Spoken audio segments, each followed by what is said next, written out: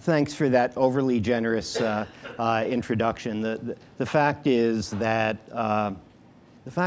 I've known Bob a lot of years, and for reasons that I'm sure all of you appreciate, Bob has been one of my personal heroes. I have a number of friends here. The other thing I should mention is that Bob Daroff is one of the most distinguished graduates of the department that I work in. And when I became chair, Bob really was one of the models for me in terms of how to build a department of neurology. So thank you.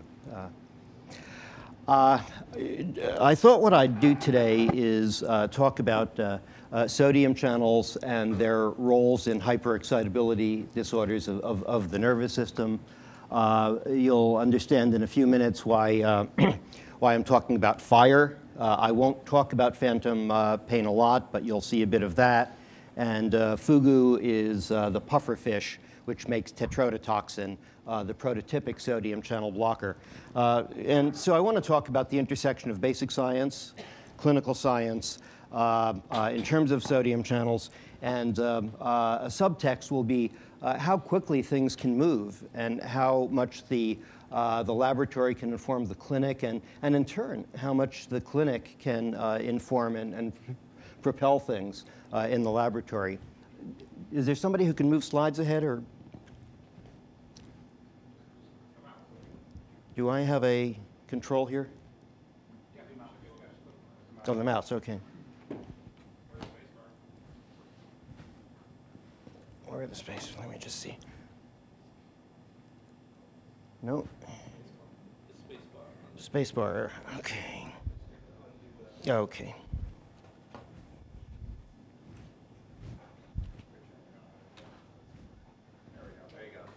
Okay. Do they have that? Yeah. Will that work? Otherwise, I can use this. Yeah. I thought I'd begin with a clinical history. This is a history of a patient with MS. Most of you in the room will be very familiar with this type of patient. But it's this type of patient that motivates a number of questions for us. Let me just try this. Nope. Maybe you have to get rid of this.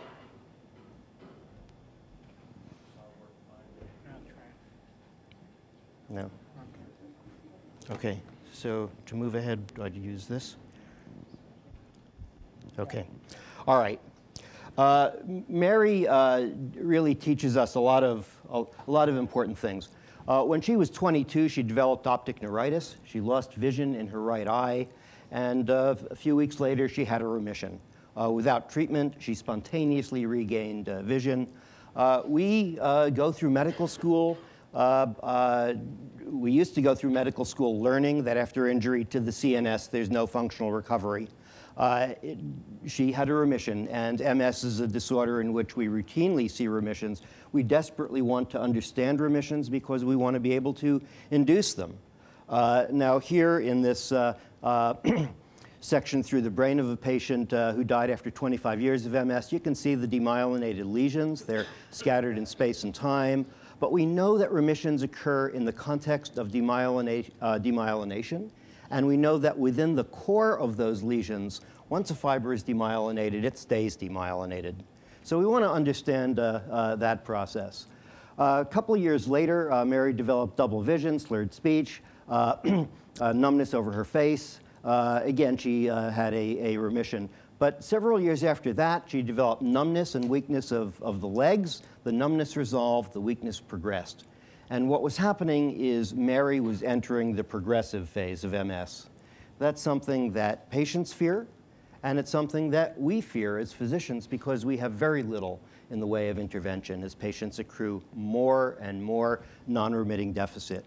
We now know that a large contributor to acquisition of non-remitting deficits is the loss of axons within the core of these lesions and elsewhere, axonal degeneration.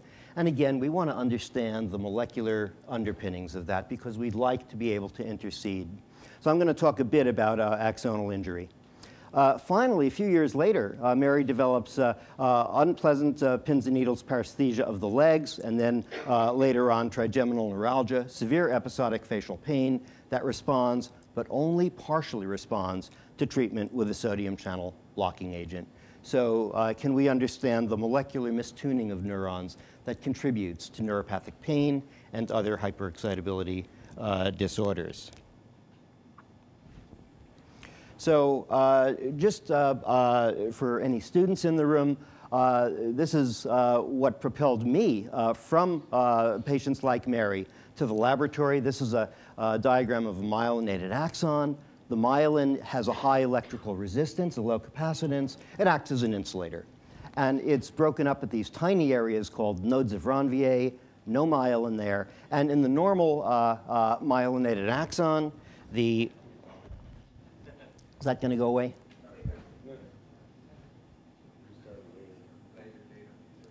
I do that? Right? Pardon? Did I hit that? Okay. I'm getting rid of that. Okay. In the normal myelinated axon, the impulse jumps from node of Ranvier to node of Ranvier in what's been called a saltatory mode of conduction. It's very rapid, highly reliable, but in a demyelinated axon, one loses that nice insulating myelin sheath.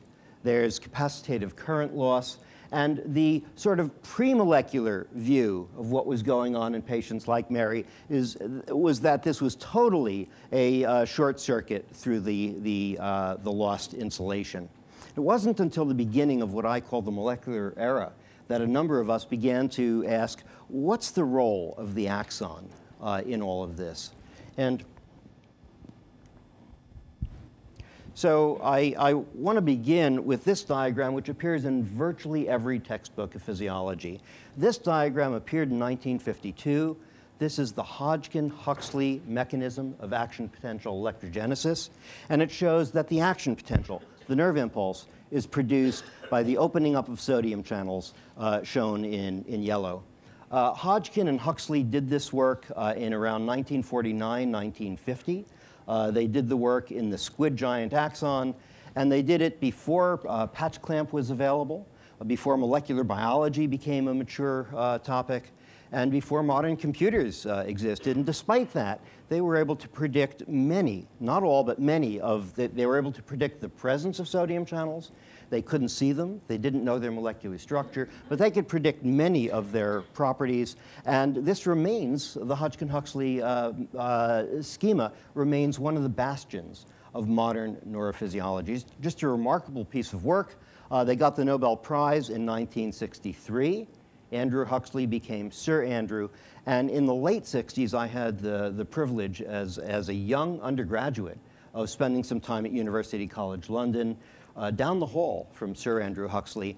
And I saw that he'd left the field of sodium channels. He left the field where he made such an indelible imprint. And I didn't know why at that point, but there's a lesson for us. And I'll show you that lesson at the end of the hour. So this is a myelinated axon seen through the electron microscope. It's stained with the ferric ion ferrocyanide technique. You can see the myelin terminating here. There's the node of Ranvier, the next myelin segment, and you can see this dense staining of the axon membrane at the node, no staining of the axon membrane under the myelin. And a variety of types of experiments told us that what we were seeing was the clustering of sodium channels in high density at these areas devoid of myelin, the nodes, just where they were needed. As we were doing this work, Murdoch Ritchie, a colleague, counted the sodium channels. He attempted to count them by using radio-labeled saxitoxin, and he came up with an estimate of 1,000 sodium channels per square micron at the node. That's a very, very high density of sodium channels. So in a broad brush way, this was our picture of the functional architecture of the myelinated axon. The sodium channels clustered just where you need them, very few of them under the insulating myelin sheath. And to us, it was just a gorgeous piece of biological architecture. Every molecule in its place, except it's not built to sustain demyelination. because following loss of the myelin, not only is that insulation gone, but membrane is exposed with nobody home. It does not contain enough sodium channels to support conduction. And yet, we routinely see patients like Mary demyelinate all the axons in the optic nerve and recover useful vision.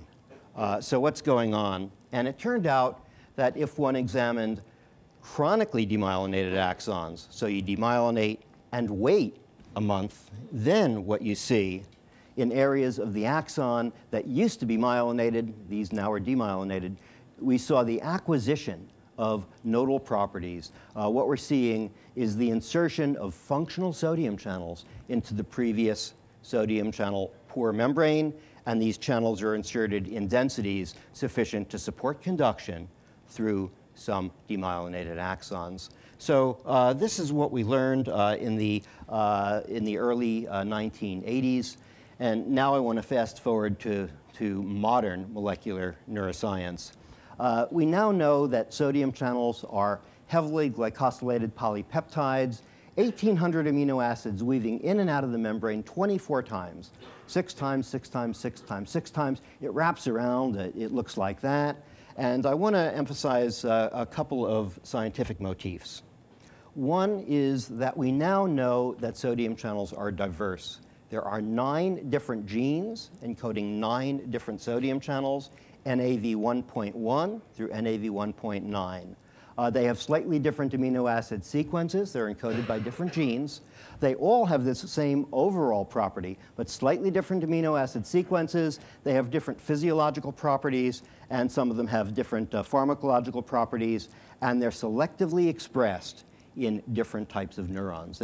And expression of different types of neurons, of different types of sodium channels and different types of neurons endows them with different firing patterns.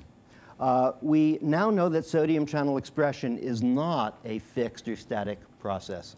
It's highly dynamic. It's dynamic during development and following development in the normal nervous system. It's even more dynamic in the injured nervous system. And I'll show you some examples of that. I'll show you evidence that argues strongly that misexpression of sodium channels can cause signs and symptoms of neurologic disease. And finally, I'll show you some evidence that suggests to us at least that sodium channels may represent very opportune therapeutic targets. So these are patch clamp recordings from neurons containing different types of sodium channels. Some sodium channels activate or turn on rapidly, inactivate or turn off rapidly. Some turn on rapidly, turn off slowly. Some turn on slowly, turn off very slowly. So different speeds of turning on and off. And the membrane potentials at which the channels turn on and inactivate or shut themselves down vary for the different types of sodium channels. And in a sense, you can think of sodium channels as tiny molecular batteries. And you can imagine what would happen if you had a portable radio that needed a AAA battery and you put in a B or a C cell. You can get static, or you can burn the device out. And I'll show you how that occurs in neurons following misexpression of sodium channels. So going back to MS, now we have a full deck of antibodies, primers, probes to the various types of sodium channels. And the question is, well, what types of sodium channels are present in demyelinated axons? Can we definitively say sodium channels are there, and what type? This is precious, rapid autopsy tissue from the brain bank at Queen Square. And here we see chronically demyelinated axons. There's myelin gone to the right of the green. Here's another demyelinated axon. And we've learned that some demyelinated axons make long lengths of the NAV1.2 sodium channel. And we believe that that is an adaptive change that supports restoration of conduction through those axons. Other axons produce long expanses of the 1.6 sodium channel, and we think that's a maladaptive change that poises axons to degenerate. I'll show you very quickly the evidence for that. So I just want to very quickly talk about axonal injury, axonal degeneration.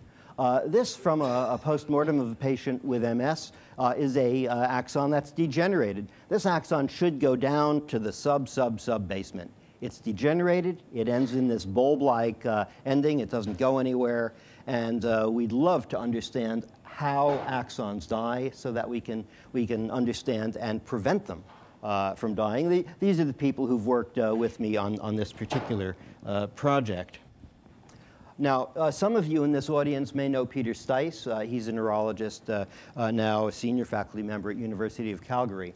And the first science he did was in our lab. It breaks my heart to take 60 seconds to show 3 years of Peter's life. But what he showed is that injured axons become depleted of ATP. That causes rundown of the sodium-potassium ATPase. It causes depolarization, and that in turn can activate non-inactivating or persistently open sodium channels. And that allows a small but persistent influx of sodium into these injured axons. And that in turn operates on this molecule, the sodium-calcium exchanger. The sodium-calcium exchanger is an antiporter. It's a seesaw. Normally, what it does is carry sodium passively from outside of cells where there's a lot of sodium to inside, and in return, it exports calcium and serves a homeostatic role. But when cells are depolarized and or when there's too much sodium inside cells, this molecule can operate in what's called a reverse mode, and instead of exporting calcium, it can bring calcium into cells at damaging levels, and that's the death knell for axons in a variety of situations: anoxia, ischemia, trauma. So this is what Peter showed. We wanted to know whether this applied this kind of schema to MS. We wanted to know, are sodium channels present in axons that are dying? If so, what type of sodium channels? And are they co-localized? Are they present in proximity to the sodium-calcium exchanger? Again, we went back to our precious human tissue. And what we saw, you're able to mark degenerating axons because they pile up beta-APP.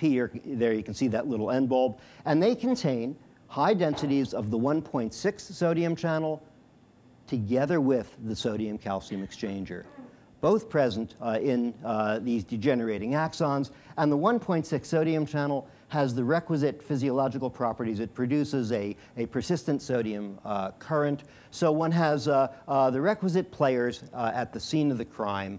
And that was in our human tissue.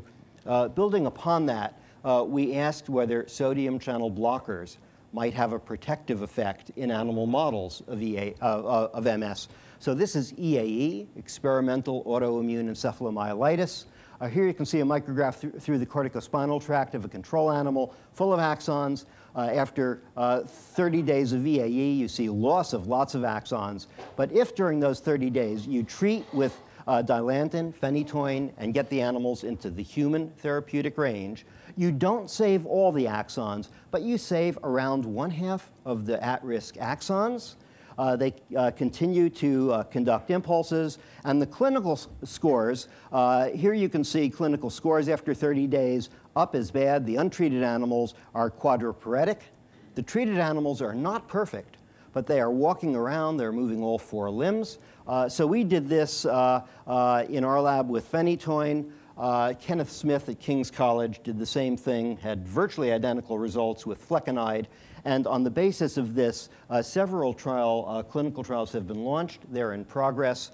That's a complex story because it turns out that some inflammatory cells also have sodium channels and are affected by sodium channel blockers. But there are several trials going on currently of sodium channel blockers in MS, and I think you'll be hearing a lot more about that. So that's MS. I want to turn from MS to another disorder where we desperately need a better therapeutic armamentarium, and that's neuropathic pain. This is one case history. Tommy was an absolutely exemplary police officer. He was getting medals for rescuing babies from burning buildings, and then he sustains a gunshot wound to the arm. He's left with he has a radial nerve injury, a partial injury. He has a motor deficit. he has some sensory loss. That's not what disables him. What disables him is his neuropathic pain. He fails treatment with a whole bunch of medications.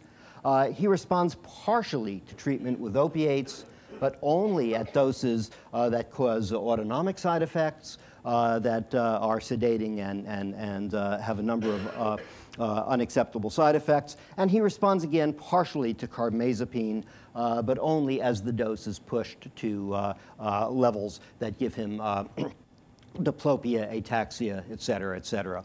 I suspect, and he's followed by a consortium of a neurologist, pain specialist, a psychiatrist, and he's totally disabled. We also see intractable neuropathic pain, or often intractable, in association with diabetic neuropathy, chemotherapy-induced neuropathy, postherpetic neuralgia, and this is a major unmet medical need. Now, I suspect that we could cure Tommy's neuropathic pain with carbamazepine if we could get the dose high enough, but carbamazepine, phenytoin are non-selective sodium channel blockers. They affect all of the sodium channels, including those in the brain, and so clinically, they're not useful for neuropathic pain. So one of the holy grails of pain research over the past decade has been the search for sodium channels that might be present in, and only in, peripheral sensory neurons, or at least enriched there and present at low levels and not essential for function of the brain. Now, we began studying this by studying sodium channel expression in DRG neurons, dorsal root ganglion neurons, spinal sensory neurons. And I have to tell you, our rationale was twofold. We know that ectopic activity in these neurons is a strong contributor to neuropathic pain, but we also initially thought these would be a simple model system, because there they are hanging outside the spinal cord. In a sense, they're not even within the CNS. And our thinking at that time was, hey, these are not even within the CNS. These guys don't even think. We thought they would be a simple model system. And nothing could have been farther from the truth. DRG neurons express 1, 2, 3, 4, 5 different types of sodium channels. Some single DRG neurons co-express 3 or 4 different types of sodium channels, all in a single cell. So it's a complex system, more complex than we had imagined, but I'd like to show you what we've learned from these cells. These are intra-axonal recordings that Jeff Kosis and I made years ago. So these are recordings from inside single axons, here from within the sciatic nerve of a rat that had sustained a compression injury a year previously. This is one of the models of neuropathic pain, and this one is from a human subject with a painful peripheral, demyelinating peripheral neuropathy who'd come to biopsy, and we were given a piece of that nerve. This individual couldn't put a bedsheet over his legs at night. And what we saw, and here we're recording from the middle of single axons. They ought to be quiet in the absence of stimulation. And what we saw was inappropriate spontaneous activity. And during periods of quiescence, we would stimulate with a 100 microsecond pulse. You should get out a single action potential. And what you get would be a burst, riding on a depolarizing envelope. Very abnormal. So this was the experimental rat. Here's the human again, ectopic activity on that depolarizing envelope. And in both cases, this suggested that these injured axons are expressing the wrong combination of sodium channels. So it turns out that there are 3 types of sodium channels that are preferentially produced in peripheral neurons. So I'm going to talk about 2 of them. NAV1.7 is preferentially produced at high levels in DRG neurons and sympathetic ganglion neurons, both peripheral neurons, present in only low levels within the brain. NAV1.8 was originally called SNS, sensory neuron specific. It's present in and only in peripheral somatosensory neurons, DRG neurons, trigeminal neurons, neurons of that type. It's not present in the brain. So I'm going to be talking mostly about these 2 sodium channels, which it turns out act in a collaborative way in producing ectopic firing. I'm going to just briefly talk about another channel, which is another target in neuropathic pain. It's the NaV1.3 channel. It's present during embryogenesis. Then it's downregulated. It's not present at high level in the adult or post-embryonic brain, but following peripheral nerve injury, it's upregulated. And here we can see that. This is in situ hybridization. Here's PCR showing the turning on of the gene for the 1.3 sodium channel following peripheral nerve injury. The protein gets produced in the cell bodies, shipped down to the injured axon tips in the neuroma. And the 1.3 sodium channel has a variety of biophysical attributes, each of which contribute to hyperexcitability. The pharmaceutical and biotech sector is looking for small molecule blockers of the 1.3 sodium channel. There are a couple of them in the pipeline. We've taken a gene therapy approach. Omar Samad in our lab has developed shRNA knockdown constructs. So we can inject the virus, which delivers the knockdown construct, into a DRG following a nerve injury. We can knock down the production of the channel. We see much less of the sodium current, and we get attenuation of neuropathic pain in those experimental animals. And this is something we're aggressively following up on, both in terms of knockdown of 1.3, but also 1.7 and 1.8. And you'll be hearing, I think, over the next few years a lot about gene therapy approaches for neuropathic pain. This is work currently going on in animal models, but what I want to do at this point is turn from animal models to human studies. And I want to talk about molecular genetic studies. Why would one search the world for very rare families with very rare genetic syndromes? The clinicians in the room know why. If you think about things like the statins, which are a major contribution to public health, that line of research was driven in part from early discovery of families with hereditary hypercholesterolemia. MIs in the age of 20, these very rare families, pointed the way toward that line of research. So we ask the question, might there be families with inherited neuropathic pain? If so, could we find them? And if so, would they teach us lessons? We knew at the outset, and every neurologist in this room knows, inherited neuropathic pain is very rare. We see neuropathic pain all the time in our clinics. We never see families, but we hoped they'd be there. We hoped we'd find them, and we launched a search. The story I'm going to tell you about these patients has to do, as I said, with two channels, NaV1.7 and NaV1.8. NaV1.7 is preferentially produced in peripheral neurons, DRG neurons and sympathetic ganglion neurons. And what it does is it acts at their terminals, peripheral terminals. It acts centrally. It amplifies small depolarizations. And so it sets the gain on pain signaling neurons. It operates in the subthreshold range, but it's acting as a booster of sensory inputs, nociceptive, painful inputs to these cells. 1.8 does something very different. It's present in and only in somatosensory peripheral neurons like DRG neurons. Most sodium channels, all the other types of sodium channels, turn off with depolarization in a physiological range, and you can see that here. The 1.8 sodium channel is resistant to inactivation by depolarization.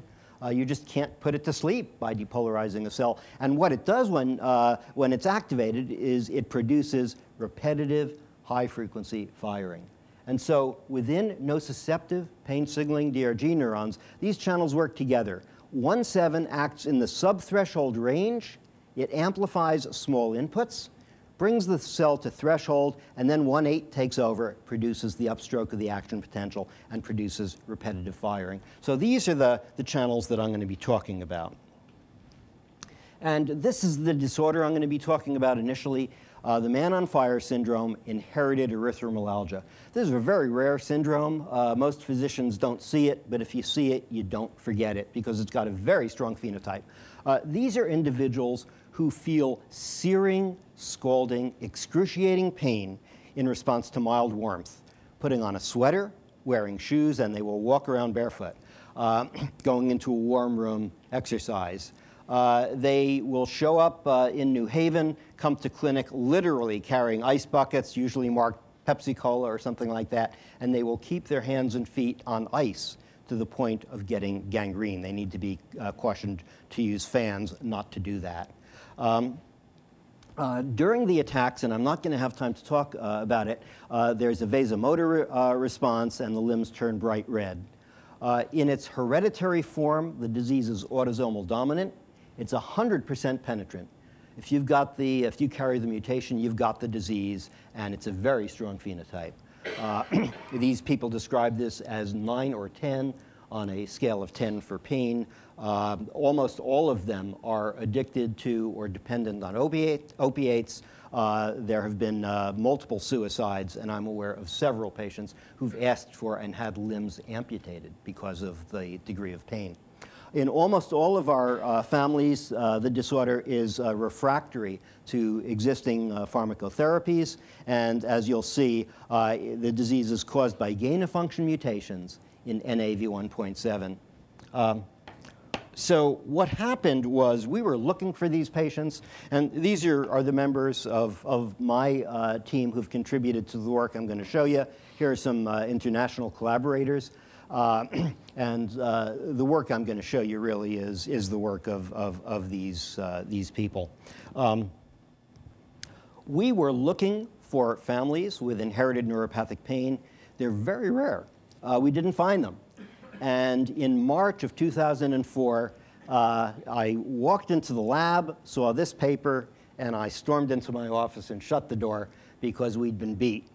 Out of Beijing, China, from Yang Yang and his colleagues in a department of dermatology was a report of 2 families with inherited erythromelalgia, each with a point mutation, a single amino acid substitution in the NAV1.7 sodium channel. And Yang Yang is a very, very bright investigator working with really good medical geneticists. They beat us, and there it was. Not one of my better mornings. But I then read the paper.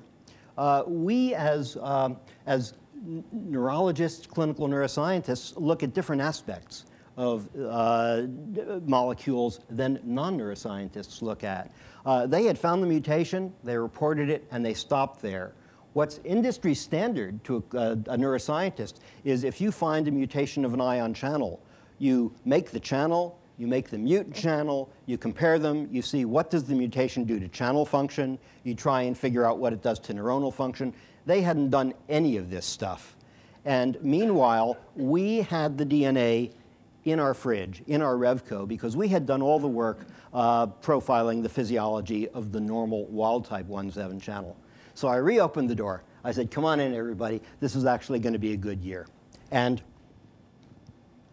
so what would have taken most labs a year to do, that is, build the gene for the channel, then introduce the mutation, was very easy for us because we had all the building blocks there. We were able to make the channel, rapidly make the mutation, and put it initially into kidney cells, which is where you study these types of channels in the absence of any other ion channels, so you can study them very carefully.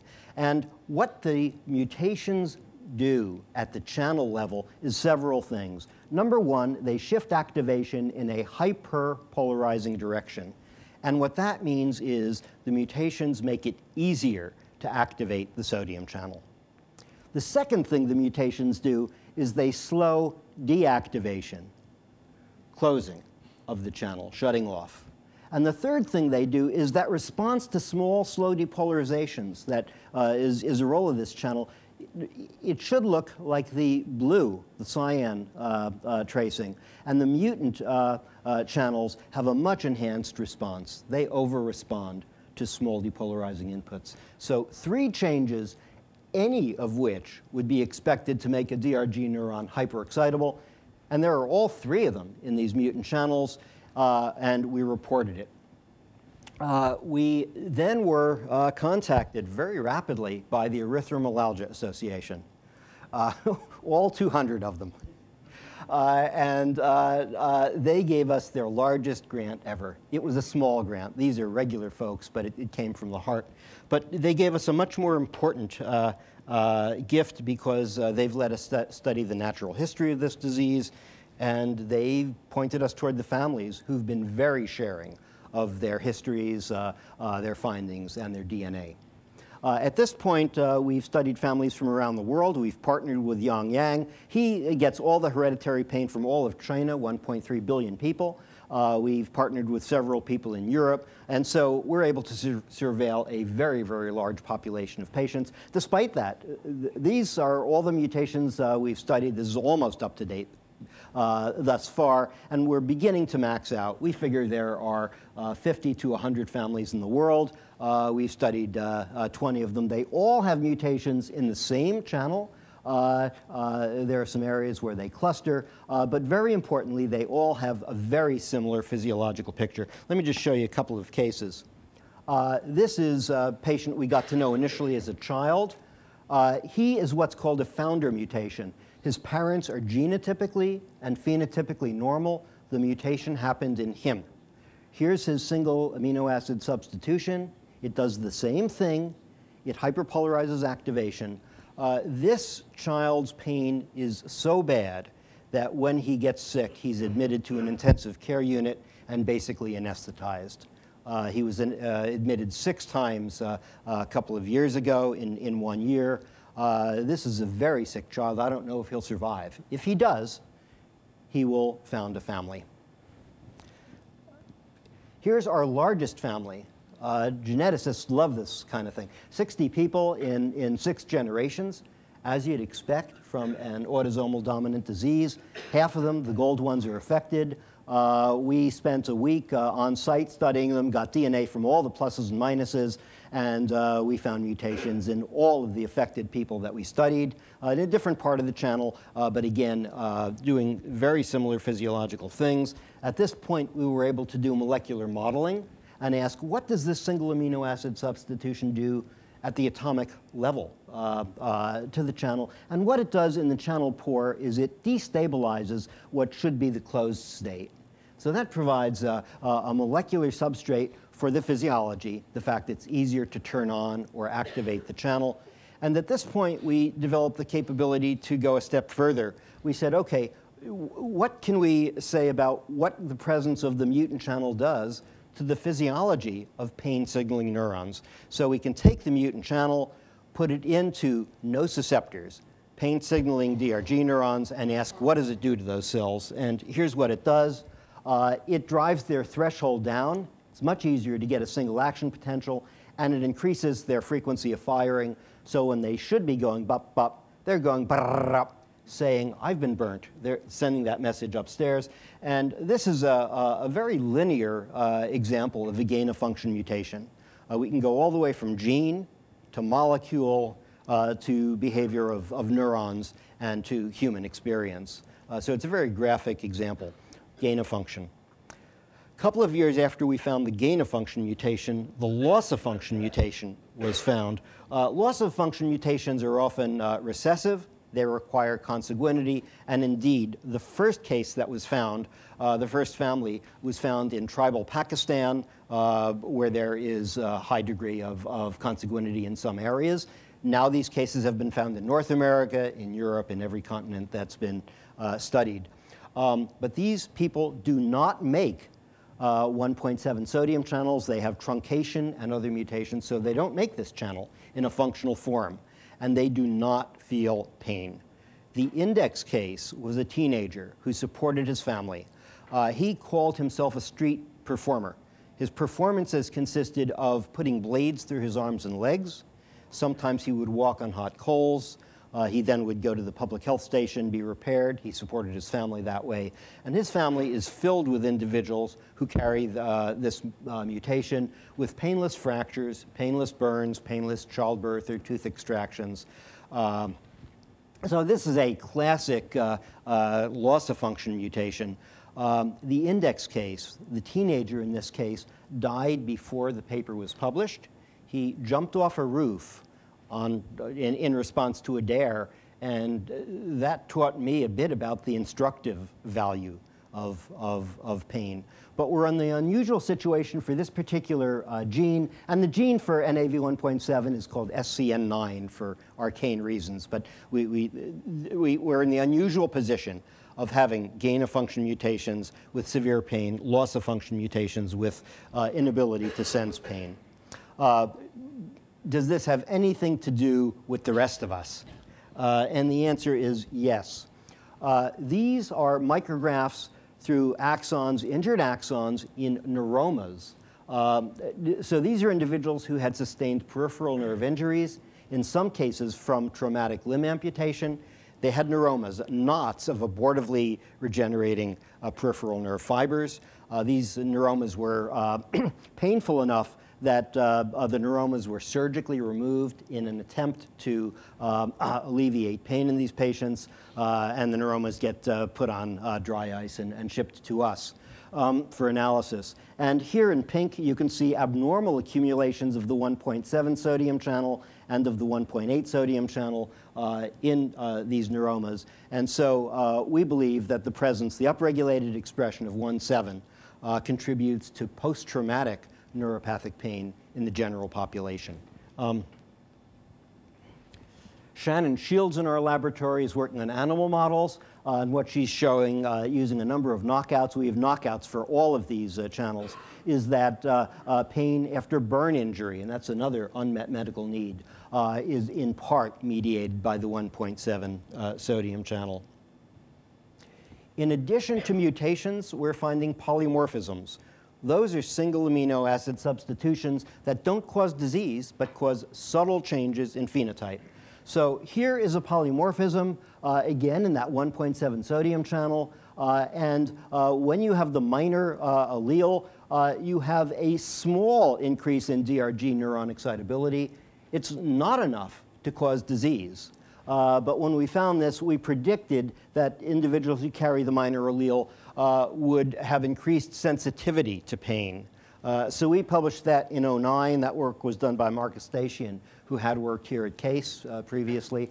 And a few years later, population geneticists at Cambridge University showed that indeed individuals who carry this allele don't have spontaneous pain, but in response to peripheral nerve injury, compressive radiculopathy, or traumatic limb amputation, the likelihood of neuropathic pain goes up and the severity goes up. So this is an example of a polymorphism that biases sensitivity to pain. This one is present in 28% of a control population. So there are 15 people in this room who carry this allele, and it's one of many that biases sensitivity up or down. We're going to find more of these pain genes undoubtedly in the future.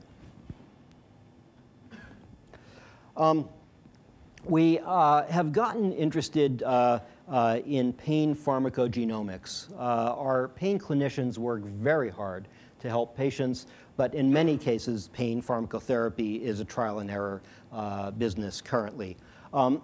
We have one anomalous family. Most of our families with EM don't respond to any pharmacotherapy. We've got one family where they all respond to carbamazepine. And it turns out that their mutation, which is, where is it? Over there, not only shifts activation, but it also makes the mutant channel hypersensitive to carbamazepine, Tegretol, a drug that we all use. So what we've done, a year ago, the crystal structure of the bacterial sodium channel got published. That let us see at atomic level the structure of the bacterial sodium channel, and we rapidly got on it. Yang in our lab's a very bright guy, and he built an atomic level model of the human 1.7 sodium channel. And here is that mutation that is responsive to carbamazepine. We asked whether from this model we could predict whether there are any other polymorphisms or mutations that would also increase sensitivity to carbamazepine.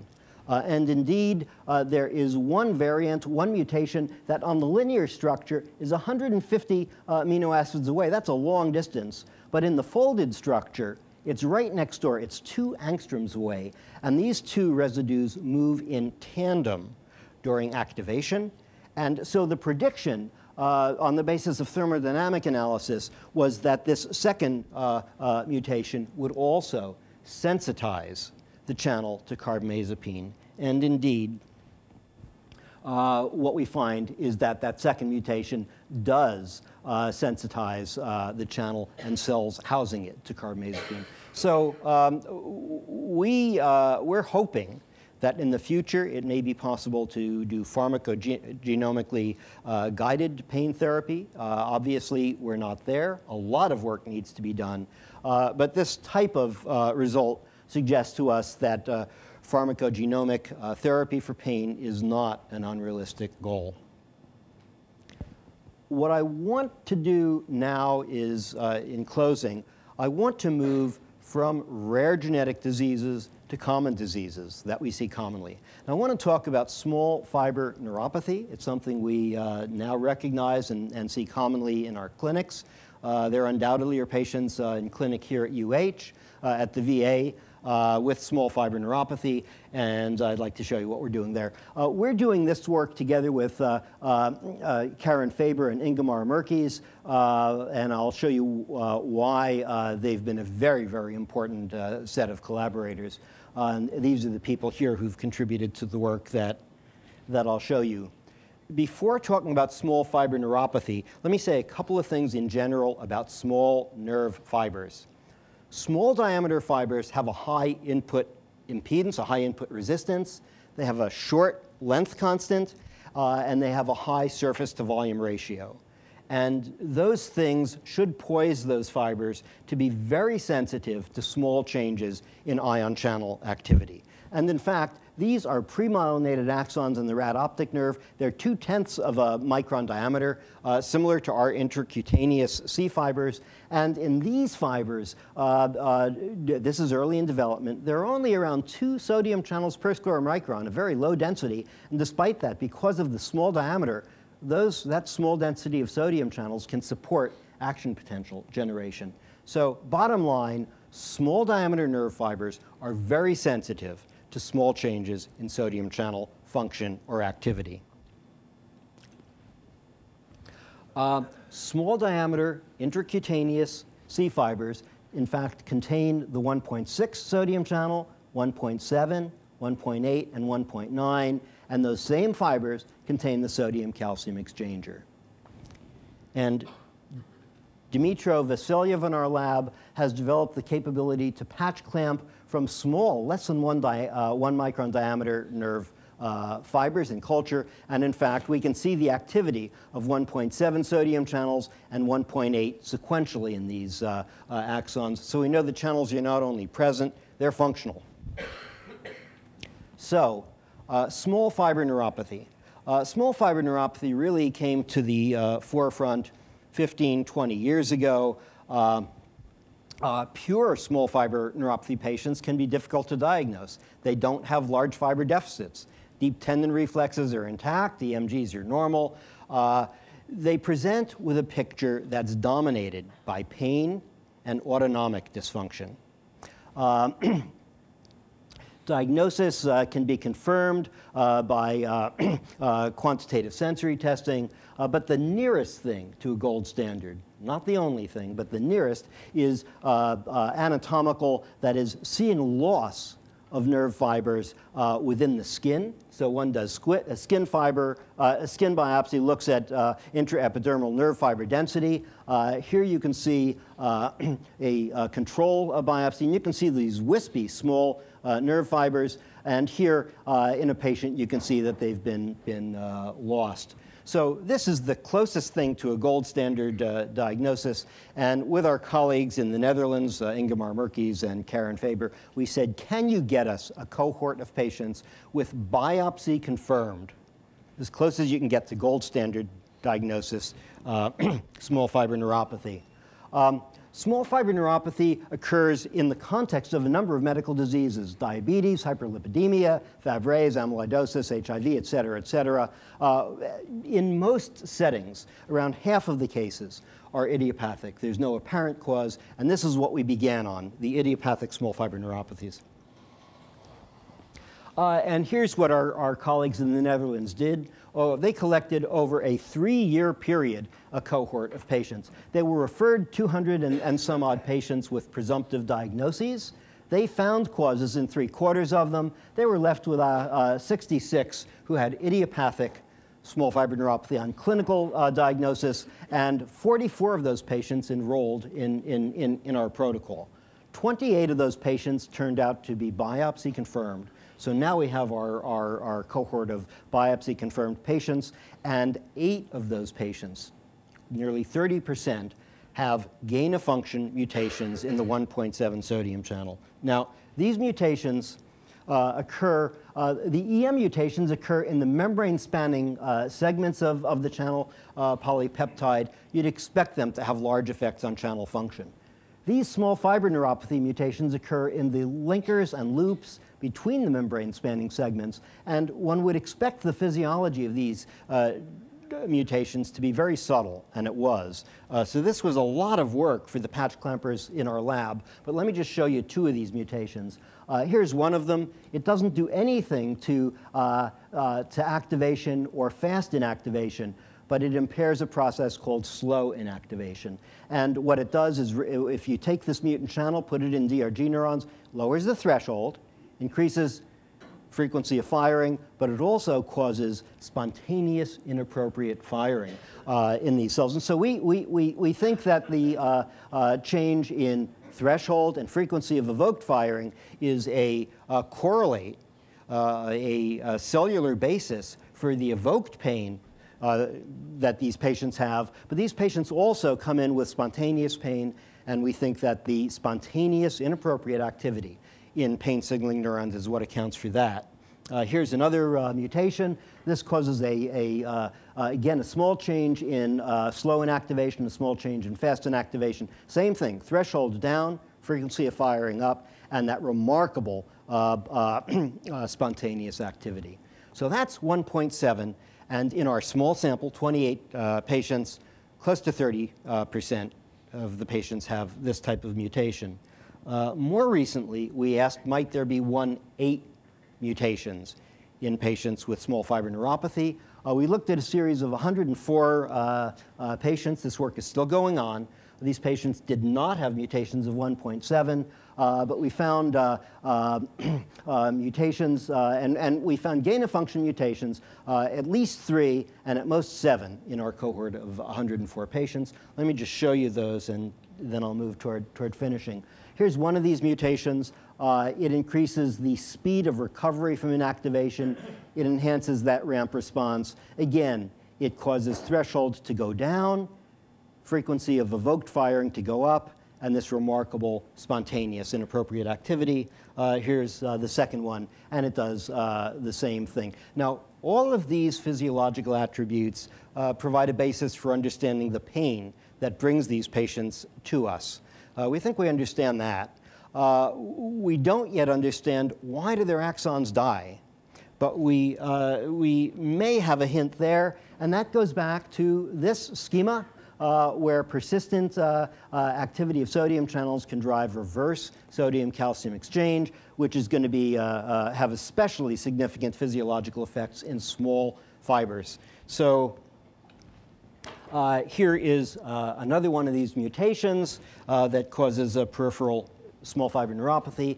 And what Anna Karen Persson in our laboratory has done is take DRG neurons in culture and introduce either wild-type normal channels or the mutant 1.7 channels. And if you put in the mutant channels, the length of the neurites, the length of the axons goes down. And if you attempt to protect those axons with a sodium channel blocker, carbamazepine, you can protect the axons, or if you use experimental blockers of the sodium-calcium exchanger, you can protect the axons. This is one mutation. The work is ongoing. We have a lot more to do. But it suggests that these mutations not only cause neuropathic pain, but also directly contribute to axonal degeneration in these patients. I said at the beginning of the hour that I'd show you why Sir Andrew Huxley left the field where he'd made such an important contribution, and it certainly was instructive for me. In 1995, Jeff Kosis and Peter Stice and I edited a book called The Axon, and we asked Andrew Huxley to write the first chapter, and he very graciously did. He wrote a chapter on a history of axonal conduction, and this is his last paragraph. What he says is, when Hodgkin and I finished writing the 1952 Nobel Prize papers, we both moved to other fields of research because we could not see how to make any progress on mechanism of channel action. He says, any idea of analyzing the channels by patch clamp or molecular biology would have seemed to us to be science fiction. And I subsequently had the opportunity to have dinner with him. I said, Sir Andrew, did you have any idea that what you were doing in the squid would be relevant to human disease? And he said, Steve, that was farther off than science fiction. It was not even on the table to be discussed. Here we are, 60 years later. We're living through the science fiction of people like this.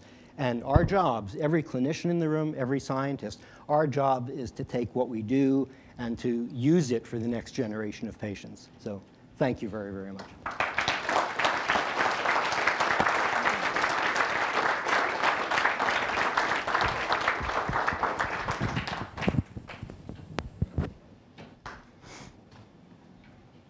So are there any questions?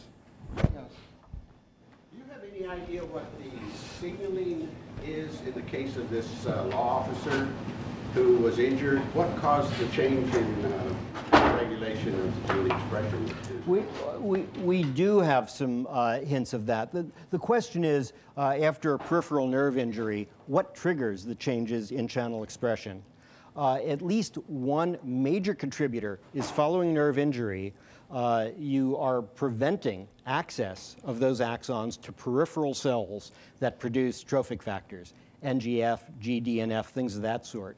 We can prevent the hyperexcitability by making a nerve injury, putting a little cuff over the injured nerve, and delivering various trophic factors. So we think in various combinations, peripheral pools of trophic factors contribute to control of expression of the various various types of ion channels. Yeah?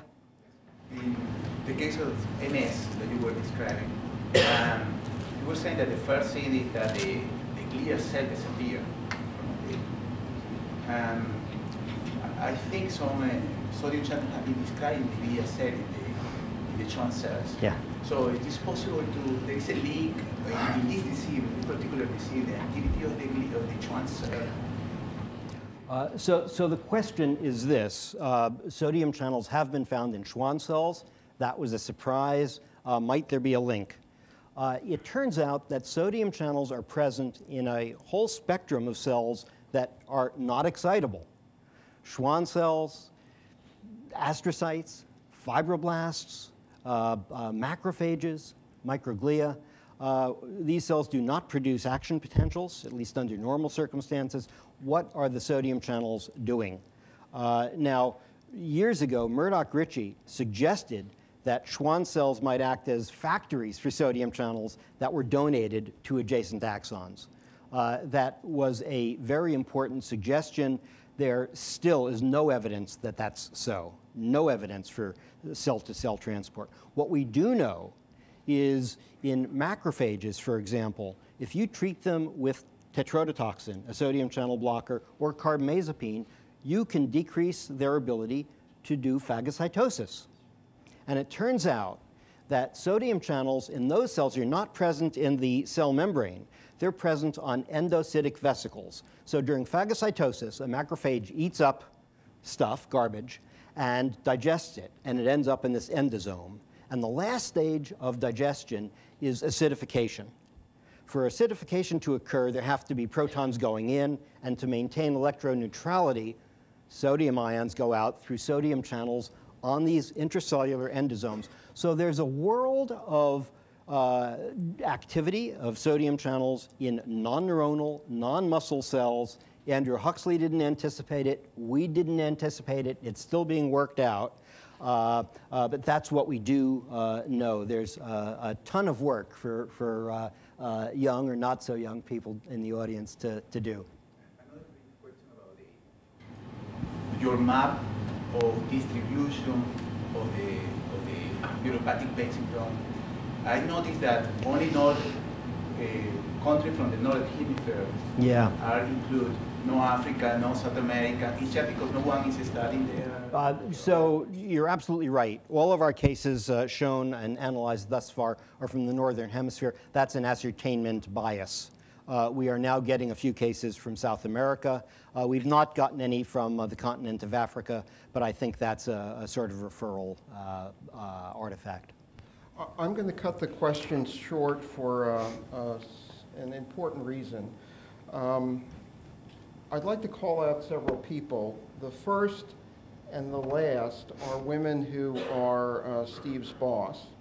So the first is his wife, Merle. And you can imagine the guts of somebody to be married to a dean. The next are Richard Zygmunt and Lynn Landmasser from Neuroscience. Richard and Neuroscience were the group who had the intelligence, the brilliance to ask Steve to come to talk. There are 3 current or past clinical neurology chairs, Dr. Daroff, Dr. Luders, Dr. Ferlin in the audience, who share the sort of responsibility that Steve had when he was chair. The FES Center was partnering with Neuroscience and Neurology to sponsor this, and there are 3 prominent people from FES, Dr. Hunter Peckham, Dr. Byron Marcellet, and Dr. Bob Kirsch. And most importantly, I'd like to call down Patricia Dorn. Patricia is the other person who acts as a boss for Steve. Trish is the Director of Rehab Research for the VA. Steve is the Director of a Rehab Research Center of Excellence within the VA. And I'll turn the floor over to her, and I'll just give Steve a small present from me. Thank you. Maybe I'll let you. Is that all you were going to say? For now. For now. Okay.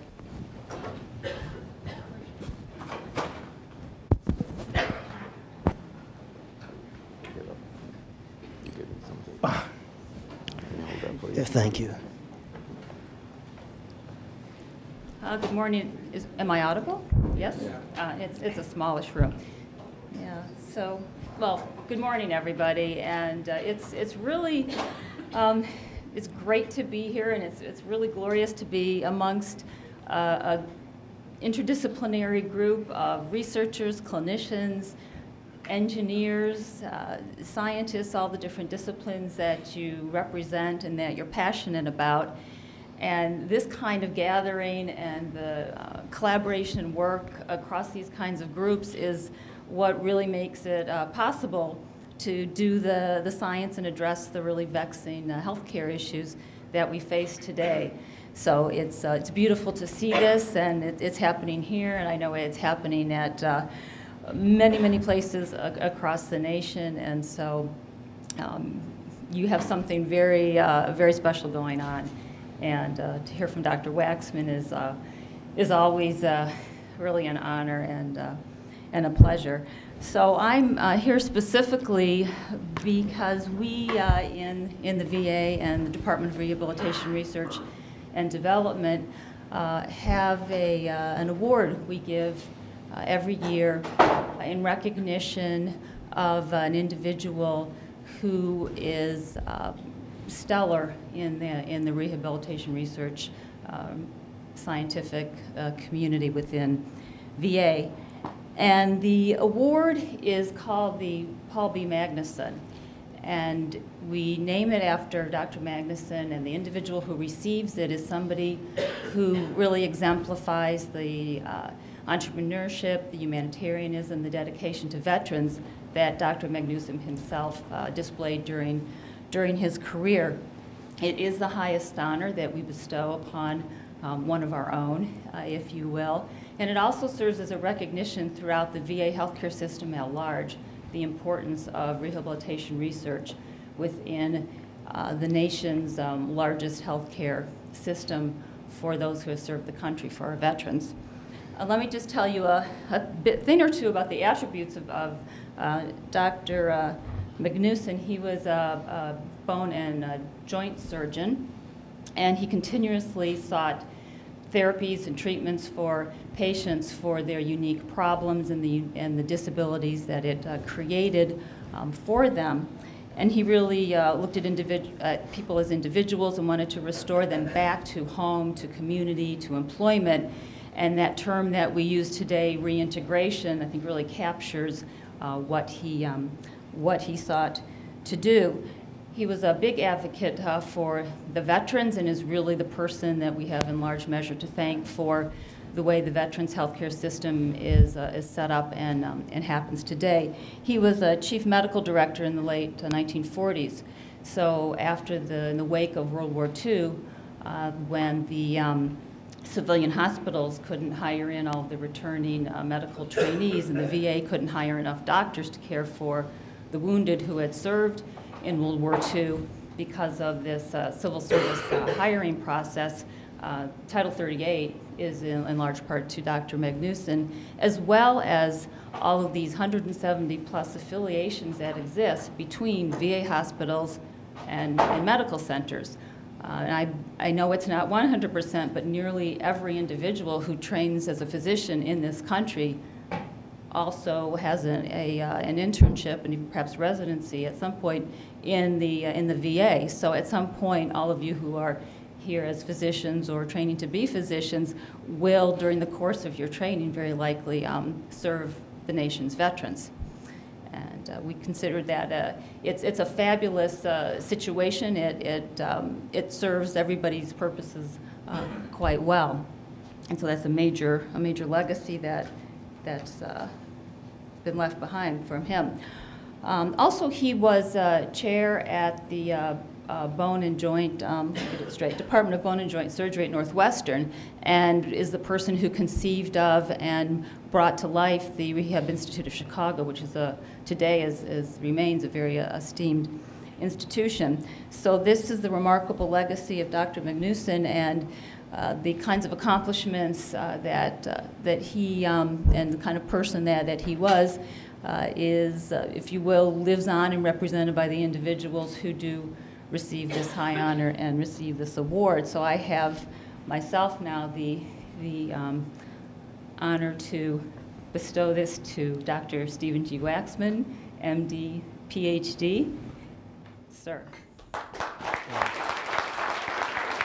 Thank you.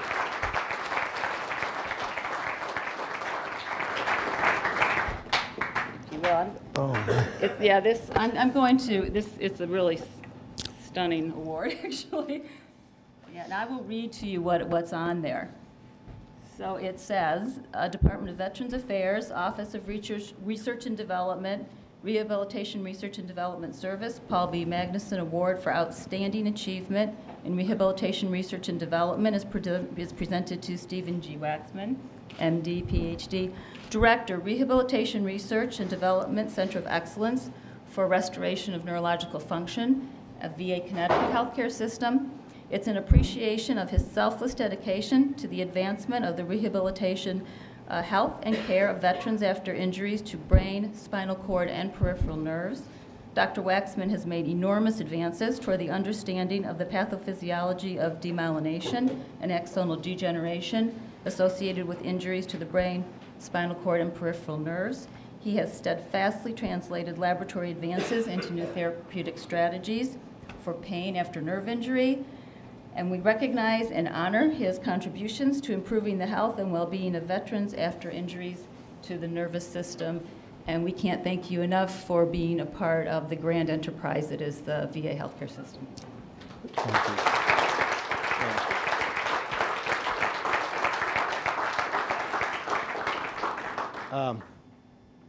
Wow. I guess I should come to Cleveland more often. You know, I've got a bunch of friends here, and as Trish told you, one of the things that Dr. Magnuson did that I think is most important was to forge the remarkable relationship between the VA and the nation's medical schools. And that's been a very, very important accomplishment. When I think about that type of partnership, the Cleveland VA is a model. And Bob, Hunter, Bob, and their colleagues have done just a remarkable job at realizing that type of model. It happens throughout the country, but I think it happens in an especially exciting way here. So I really feel honored, but I'm especially touched because of the people I know at this institution. Thanks.